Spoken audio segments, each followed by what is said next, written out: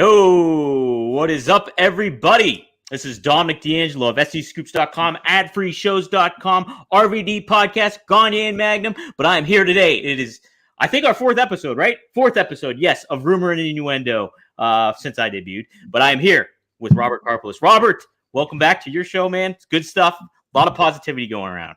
I am here, and anyone who's a longtime Rumor and Innuendo listener knows I hate math. So when you're throwing at me the number of episodes here, speaking of longtime listeners, though, say a quick hi to Joseph Wade Walters saying, good morning, fellas. Good morning to you. Mike Malaro is here. Good afternoon, gents. As a reminder at the top of the show, if you're joining us live on YouTube or X, feel free to throw up a comment during the show. This is an interactive thing here, folks. We don't have a ton of time. But we want to get to your comments. Your comments, guys, I'm going to say a bold statement at the top, slightly more important than Billy and the CW news. Right. I think that takes a little bit higher priority, but we'll get to it. I'm thinking today. I'm hoping today. We'll see. Well, you steer the ship, dude. You've got this thing on lock. Where are we going? We're going all over the place here. For the stuff, some of the stuff we're going to cover today is Drew McIntyre reportedly still unsigned by WWE. Seth and Cody are confirmed for Elimination Chamber in a certain segment kind of situation. So we'll talk about that. Swerve Strickland stakes his claim for AEW Gold in a pretty captivating promo and in a segment between him, Hangman Page, and Samoa Joe. We're going to talk about the Jeff Hardy injury that just kind of happened and pretty crazy stuff. In addition to that, but we're going to lead off the Sting and Darby. Sting's final match is made official at AEW Revolution. Robert, it's confirmed he is taking on the Young Bucks along with Darby Allin and defending those AEW tag team titles. How'd you think of that segment last night, or the match and then the segment afterwards? Let's start, I guess, just the Bucks beat Top Flight. They beat Top Flight in suits, mind you. I don't know how I feel about that exactly, but I want to get your insight first on the match, then leading into the segment afterwards, the promo segment. All right. So everything I get frustrated with about AEW was encapsulated in one segment, which was what we saw with the Young Bucks. It was Young Bucks against Top Flight, hot young tag team versus an established tag team. Hell of a back and forth match. Really, really fun. But the wheels just kind of came off. I think first and foremost, the Bucks as the EVP characters, it's cutesy. I get what they're trying to do. It's a little insidery for everything that they put out there. Them in the suits with the blood on them is a very cool visual. It's a very aggressive visual, which doesn't fit their mold as kind of cowardly EVPs.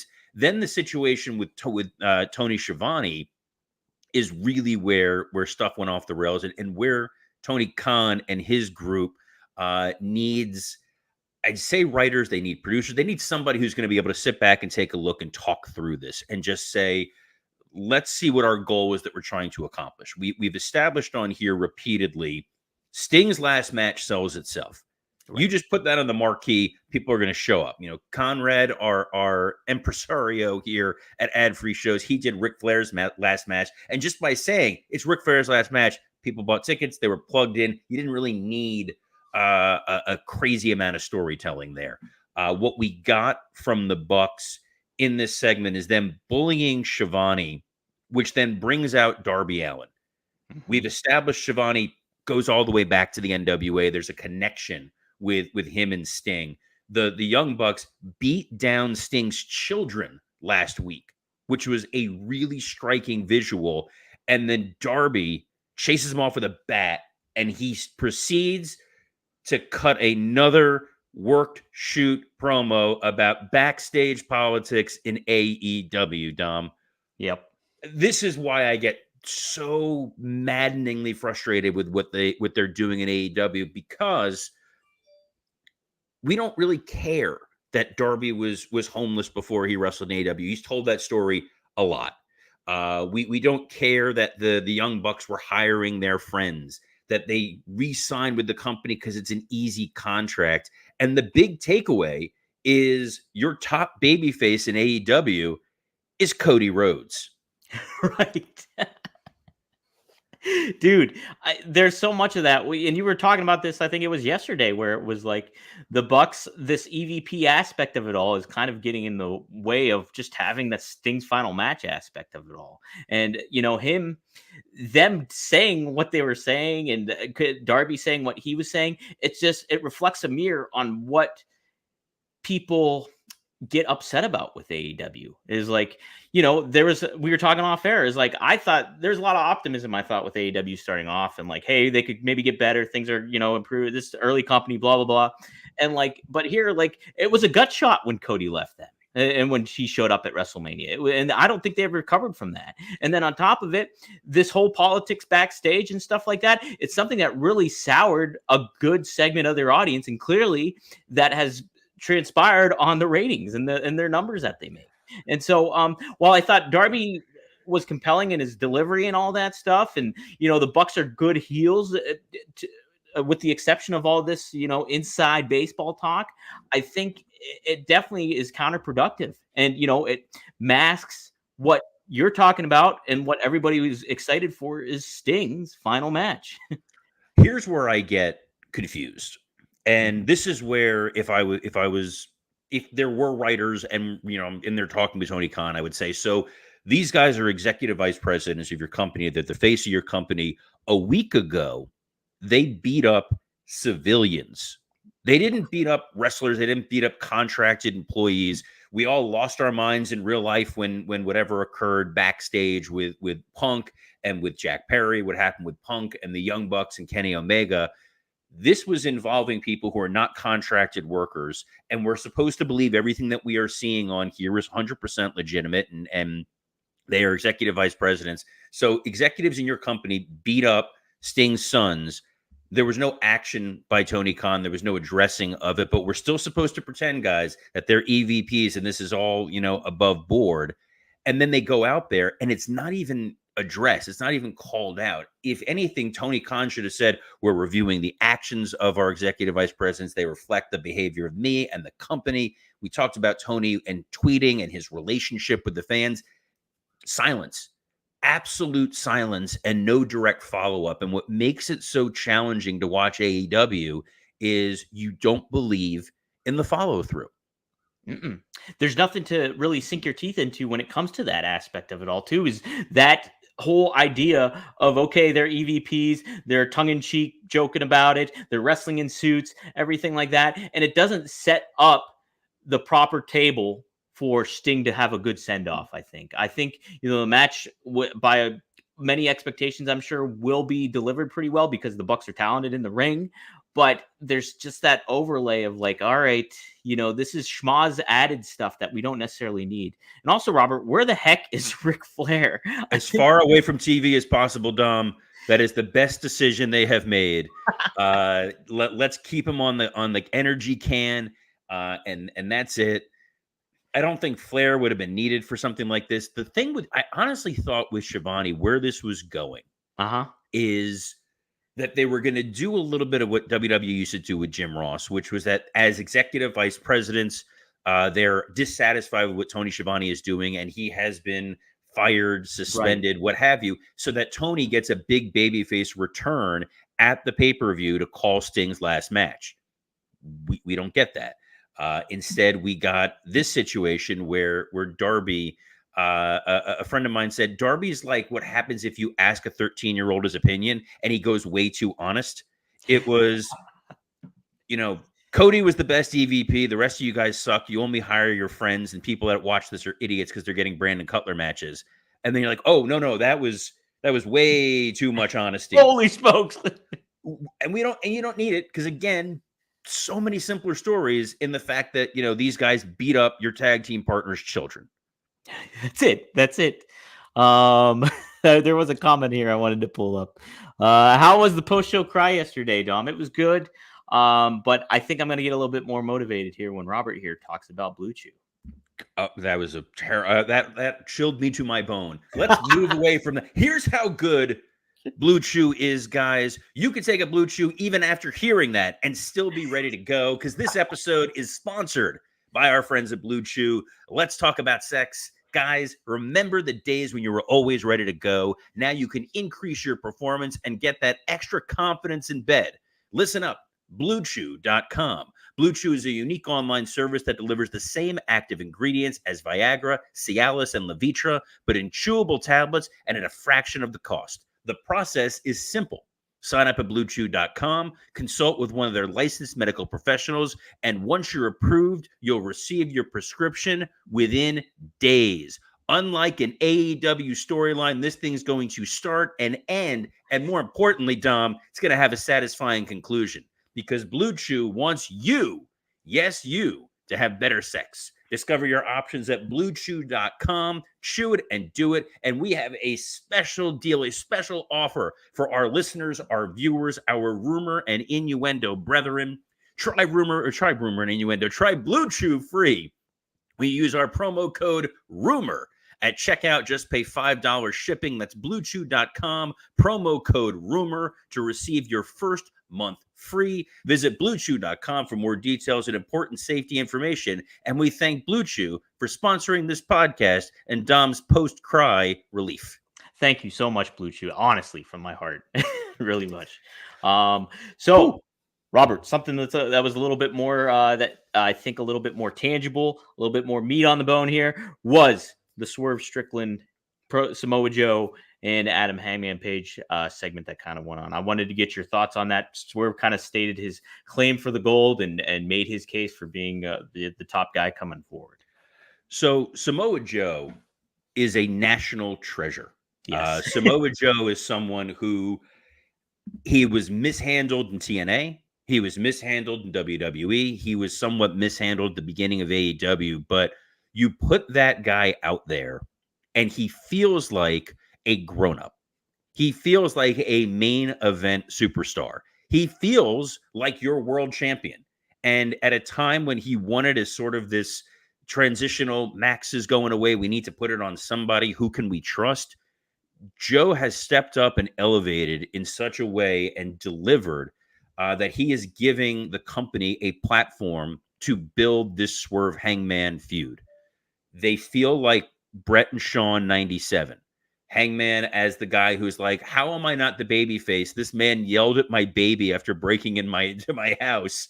And Swerve's like, I did, but people sure like when my manager dances. And also, I'm the best wrestler in the world. Hangman Page is so hateable while just being honest. It's incredible. And Dom, all due respect to your other podcast co-host, Magnum TA, Hangman Page may have the best mustache in wrestling. It's pretty impressive, to be honest. And it's weird to see it on Hangman on somebody that's a heel. Like I'm like captivated. I was captivated by Magnum's mustache just as like this ultimate babyface kind of thing. And here we're getting Hangman heel mustache, guys. Yeah, that's what you're getting here in wrestling. But they're building this triple threat match, and it would be insane to think that they're going to take the title off of Joe coming off of this. I think Swerve is a guy that you absolutely build on.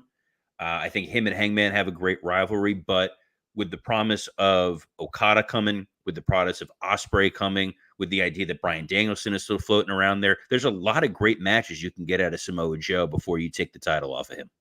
Right, I completely agree, and I think I think the aspect of pivoting from a young rising star like MJF and going into somebody that's been established like Samoa Joe that people are familiarized with really was a savvy move in AEW's part to kind of continue and like re-represent that banner moving forward in a lot of ways. And I don't think you should take it off him, so immediately or so quickly either. And, I wanted to shameless plug too, RVD on our podcast this past week happened to mention, I brought up Swerve and if he thinks he could be, the face of AEW, the future world champion, he was like, why not? And it talked about how like he's great in the ring, he's great on the mic, and to your point, what you were saying, Robert, people were booing him about the creeping in on Hangman's baby and all that stuff, and here we go. It's just like he's still a baby face, and there's still that tangible reception that he gets from the crowd. So it's very exciting to see how he's going, and neat to see a star kind of on the rise that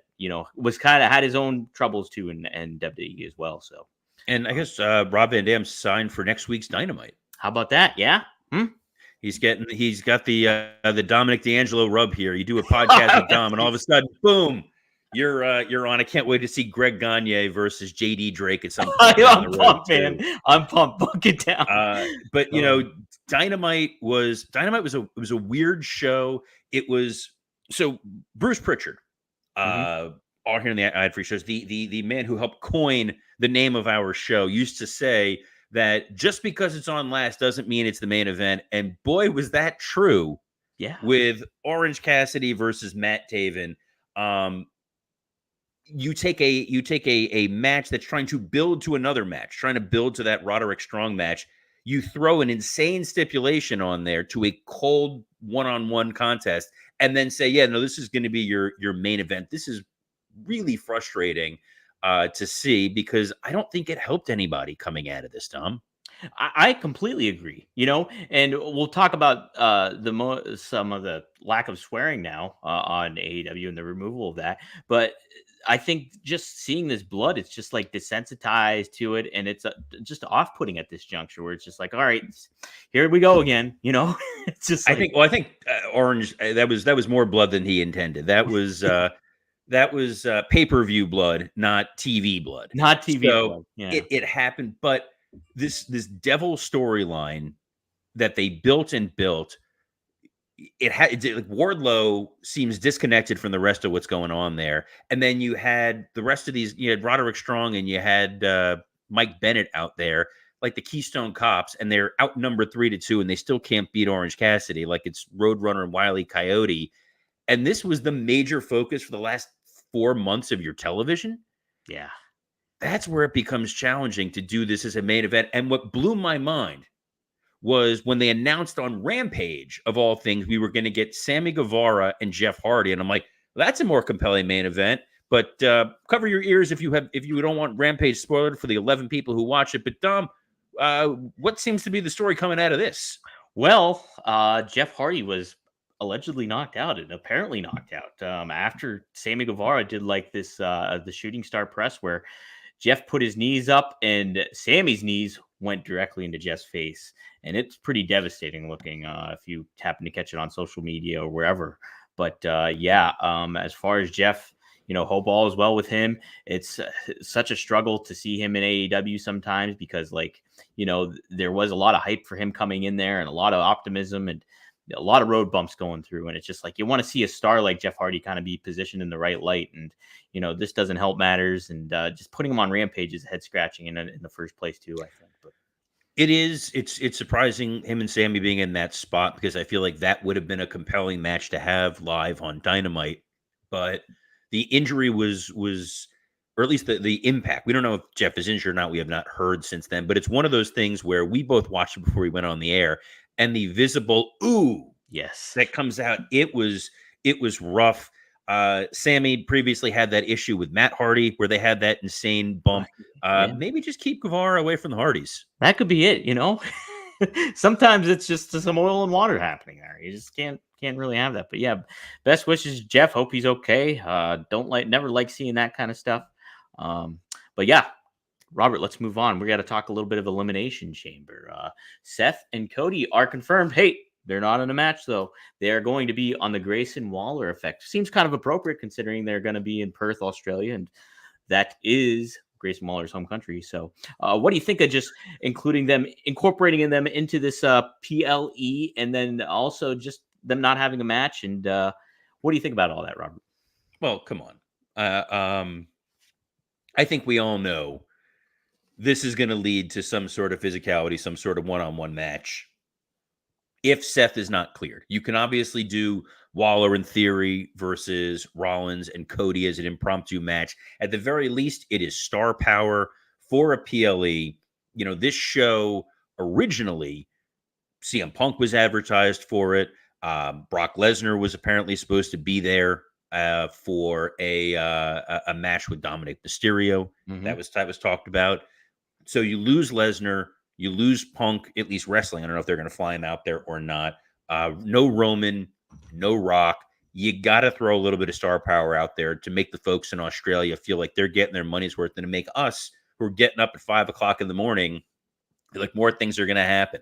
It's great to announce this in advance because now we know Seth will be there to see who's going to be crowned the number one contender coming off Elimination Chamber. Cody, you want to put him in front of the audience. The audience right now, there's a huge groundswell, both in WWE and in AEW, Right. who want to see Cody as a super baby face. Get him out there. Let him, shake hands, kiss babies, do all that. Grayson Waller, in my opinion, has really elevated himself as a smarmy, hateable heel. And even though it's his home country, Dom, I don't think they're going to cheer him. I don't think he's going to get a warm welcome, to be honest. Yeah. No, it's very interesting. You would think that would utilize Cody and make sure he has a match. So I could definitely see that happening. Robert, would you do anything in regards to kind of furthering the story between Cody, Seth, or particularly Cody and Roman and Rock, even though they're not there? Or would you kind of to create some further intrigue for that PLE that's very early for the American audience? Yeah, I think that what you could do is you can tease. People keep talking about a potential tag match, which I've repeatedly said I don't think that's a great idea. Another reason why I don't think that's a fantastic idea, Dom, is I don't love the idea of both world titles being defended on night 2 of WrestleMania. I think you're going to lose some stuff in the shuffle there. You can also pre-tape something with Rock or Roman to put up on the screen to have them respond to it. Rock on an Instagram story saying, hey, love you guys over there in Australia. Don't love you enough to get on a plane and fly all the way over there, but I'm happy enough to come on screen and say hello to you. So you have a lot of opportunity to get Rock booed. You have a lot of opportunity to forward the whatever it is we're going to get. As a reminder, David Maj MAJ said, I am so dang excited for SmackDown. So as a reminder, we're getting Roman Reigns and Rock on SmackDown on Friday. So we'll see what's going to wind up happening here. The intrigue, the excitement in terms of what the Mania card is even going to look like is fun. And when it is the show before WrestleMania, you got to have a little bit of extra buzz. And I think maybe I'm speaking out of turn here. I think the Chamber winners are pretty well telegraphed that on the women's side, it's going to be Becky Lynch. And on the men's side, Drew McIntyre.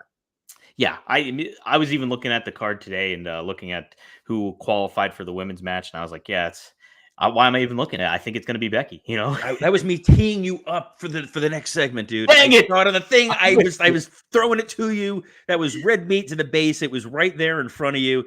A slow, steady pitch, and you. I dropped the ball. You're killing me, dude. We're the ball. We're fine. Hey, Dom, let me try this again. I think on the women's side, we're going to see Becky Lynch win. On the men's side, I think it's going to be Drew McIntyre. Well, could it be, though, Robert? Because according to Dave Meltzer, he's reportedly still unsigned by WWE. Quote from the Wrestling Observer Radio. The answer to that is no, he has not signed a new deal. But he seems to be very happy so far with his new character, and he's really excited about it. And they're working with the idea that he's not going anywhere. He also adds later on that he's probably not likely trying to take time off, getting back to Scotland, and that's why he's not re-signed. He says he'll probably sign a new deal, but it's just a probable until it happens. Robert, they got to sign him again, right? The way they're positioning him, the way they're building him, it's for both sides. It makes more sense than him making a leap to AEW or trying that. Once again, to channel Bruce Pritchard, is he in the room when they're having these negotiations? Has he seen Drew say, I have not signed a contract yet? We don't know. I doubt that they are putting this much steam behind Drew McIntyre to let him go to the competition.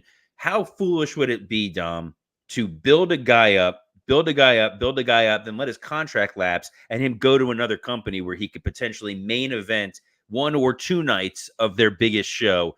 That'd be insane. I've never seen that happen, Robert. That would be an elite mistake. But no, I think that there's at the very least an understanding of what they're doing with Drew. Drew has shown why wrestling is so much fun to watch, guys. That you take a wrestler who seemed like he had cooled off. He won the title in the Thunderdome, the pre-Thunderdome, just the empty building, and it seemed like he had a little bit of momentum, and then Vince got his hooks in him, and all of a sudden he's quoting William Wallace, and he's carrying around a sword named after his mom, and you lost all of what was special about Drew McIntyre, and now he's figured it out. It's lightning in a bottle. We're seeing this with R-Truth, that R-Truth has really picked up and heated up at the right time. Talented wrestlers, when they're given a chance to really show what they can do, step up and deliver. Those that don't, they get left behind. Yeah. Not that I'm thinking of anyone in particular. Not that I'm thinking of anybody in particular. I don't know how to point properly on the screen here. If you're listening to this on audio, I'm not at all doing the point of a guy who wears a vest who used to be a Maximum Male model. Yeah. I don't know who you're talking about. But no, I think Drew's going to be sticking around for a while. I would be absolutely shocked if he winds up here. That is the strongest word I would be flippin' shocked, Dom, because here in Rumor and Innuendo, we watch our language. That's right. I would be flabbergasted and bamboozled if he actually had to leave WWE or made that choice. Both ends. It would just be nuts. Be nuts. All right. We'll close it out with this here, Robert. From how it sounds, if you were watching AEW Dynamite, there's no more cussing happening. Well, that was why I was throwing that to you, dude. Two softballs. I missed it again. Two in a row. I'm not like Nolan Ryan here throwing strikes. Dude. These are like beach balls. You're the one that wrote the run sheet. That's the best part of this, guys. Dom, he's like, he's giving me layups, but I'm missing him. I'm like the wind-up monkey. I'm here to just talk about whatever it is they want to. Dom's the one who's gatekeeping and making sure we don't get to Billy in the CW. I don't know what your vendetta is with Mr. Corgan. Maybe you don't like that he stole your haircut, but it's ridiculous. Anyway, let me try this one again. Let's try here in Rumor and Innuendo. We don't use any kind of strong language, Dom. Anybody else in that same boat? Yeah, you know what? I think AEW is starting to heed your advice there, Robert. Get the heck out of here. Yeah, can you believe it? Another quote from Dave Meltzer here. There was a lot of bleeping on this show. The days of saying horse poop and swearing on TBS and TNT looks over. Robert, it's high time for that to happen. I mean, it's kind of crazy that it was too try hard, just like the blood. Just like a lot of different stuff that they kind of have done on AEW. Swearing was running rampant on there, and it was just a kind of a turnoff, even from people that do swear.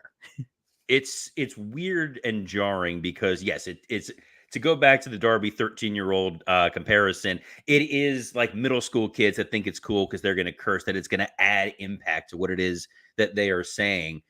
We heard The Rock after the press conference curse. He used a couple of foul words. Some of them slipped through. And the impact that had, it was so shocking and so jarring. And so what just happened that you're like, oh, I'm instantly hooked.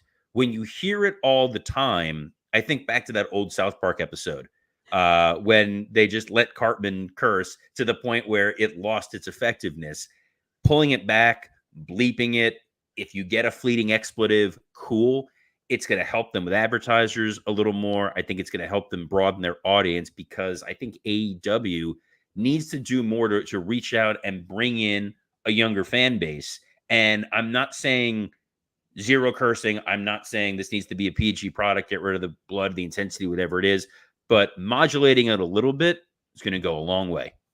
You want it to pack a punch anytime you're going to swear, anytime you're going to bleed, anything like that. It's just like that's been a staple in wrestling for a while too. Is you just when you have a first blood match, nobody bleeds on the card before that, or you try to make a conscious effort. Well, no, in AEW, the agents don't seem to talk to each other. I have a feeling there'll be blood in like 4 matches before there's an actual blood. Right, exactly. In the same way, they have I think 3 different stables that are all a benevolent leader who is trying to guide his minions to do their bidding. It's a 2-hour show. On top of which, dude, there's no collision on Saturday. So Tony only had one homework assignment to focus on. And this is kind of what we got. We always hope for the best. I will gladly praise when things are really good in WWE or AEW. I will be critical when it is not, because at the end of the day, dude, we love wrestling. We want the best from wrestling. We're not just hating for the sake of hating. We love to be here. And shout out to William Thornbrew, who said, so glad the show is back. Love it. We're so glad to be back here talking Rumor and Innuendo every day. Dom, I know you plugged a bunch of stuff at the beginning of the show because you are a plugging machine. Let the folks know where else they can see your smiling face.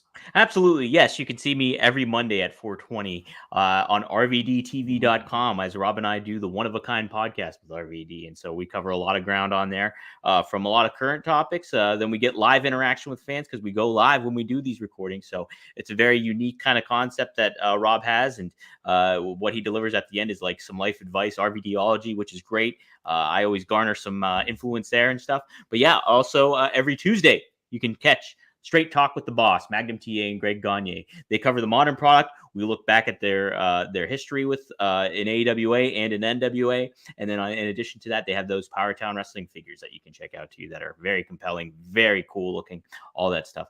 And yeah, you can read some of my material there at SEScoops.com and get a lot of your news there too as well. And definitely hit it up. So thank you for them hopping on here and helping us out. Robert. When do you find time to sleep, dude? I feel like you are like a junior Meltzer, except your place seems much cleaner, and you maintain eye contact. So those are huge. Yes. So you can follow me on Twitter at WWCreative_ISH. This show every day, Monday through Friday at noon Eastern. If you miss an episode, we are on Spotify, we are on Apple Podcasts, we are on YouTube, both on the Rumor and Innuendo and ad-free shows YouTube. Subscribe there. We are streaming on Twitter at our friends at Podcast Heat who make this show possible, as well as on SE Scoops, where Dom is a writer. We're hard to find. We're easy to find. We're hard to miss. We're happy to be here. So on behalf of the hardest working man in professional wrestling, Dominic DeAngelo, I'm Robert Karpeles. Best of luck in your future endeavors.